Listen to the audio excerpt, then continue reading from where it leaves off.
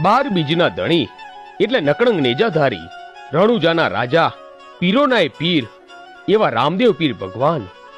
મિત્રો, રામાપીરને શા માટે 12 બીજના ધણી અને હિન્દુઆ પીર કહેવામાં આવે છે? તો આવો જાણીએ આ વિડીયોમાં આ રામદેવ પીરની વાર્તા.